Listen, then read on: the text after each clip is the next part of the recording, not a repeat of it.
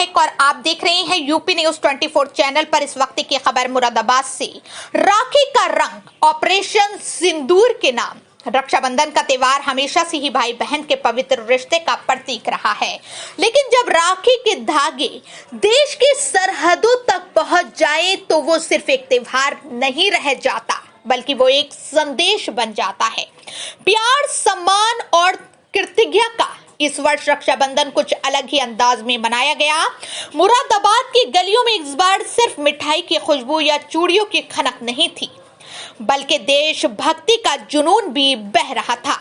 Operation सिंदूर की सफलता की खुशी में जब वीर जवानों ने पहलगाम में आतंक का मुंह तोड़ जवाब दिया, तब पूरे देश ने एक स्वर में कहा कि ये हमारे असली रक्षक हैं। इसी जज्बे को सलाम करने के लिए मुरादाबाद की बहनों ने अनोखी पहल की है, जिन्होंने 5 लाख राखियां बनाई और उन्हें सीमा पर तैनात सैनिकों को भेजा गया। ये सिर्फ धागे नहीं थे, बल्कि हर एक राखी में एक बहन का प्यार, एक माँ की दुआ और एक पूरे देश का गर्व बंधा था। इस रक्षाबंधन पर देश ने एक नया रिश्ता देखा, बहनों और सैनिकों के बीच का, जिसमें खून का रिश्ता नहीं था, लेकिन भावना उतनी ही गहरी थी। इस दौरान रक्षा सूत्र बनाने का संकल्प लेने वाली समाज सेविका गौरी जैन ने बताया कि सरहद पर सैनिकों के लिए 5 लाख राखियां बनाने का संकल्प हम सभी ने लिया है। हमें खुशी है कि हमारी बनाई राखियां सैनिकों की कलाई पर बांधेंगे। इस दौरान बताया कि लगभग 50 तरह की राखियां बनाई गई हैं और खास बात यह है कि सभी गाय के गोबर से तैयार की गई हैं। 5 लाख राखियां बनाने वाली महिलाओं और बच्चियों से बात की गई तो उन्होंने अपनी खुशी कुछ अलग अंदाज में बयान की। उद्देश्य है कि जो हमारे अभी ऑपरेशन सिंदूर मोदी जी ने किया और बेटियों की जो सिंदूर उजड़ गया था उनका बदला लिया पाकिस्तान में घुस के, उनको हम थैंक्स कहने के लिए ये राखी बनाई है कि आप हमारी ऐसे ही बेटियों की रक्षा करते रहें। जो हमारे देश के लिए अपनी जान निछावर करके हमारी रक्षा कर रहे हैं। हम और तो कुछ उनके लिए नहीं कर सकते, लेकिन कम से कम इतना तो कर ही सकते हैं कि अपनी शुभकामनाएं इस रक्षा सूत्र के माध्यम से उनको भेज सकें। तो हम ये सोचकर हम ये रक्षा सूत्र बना रहे हैं और भेज रहे हैं।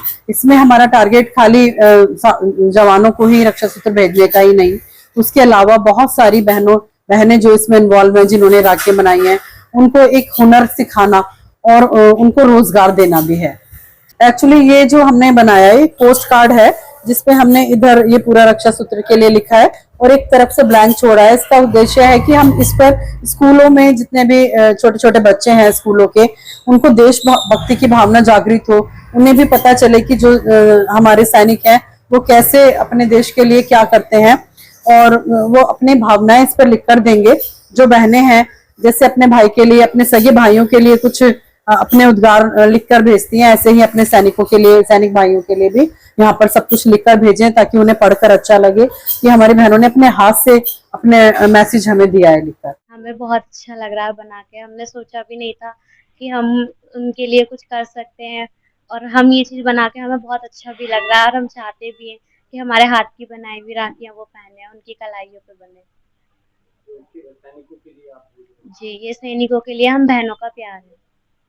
कैसा लग रहा है? हमें बहुत अच्छा लगेगा हमें जब उनके कलाइयों पे हमारे हाथ की बनी हुई राखियां बनेंगी।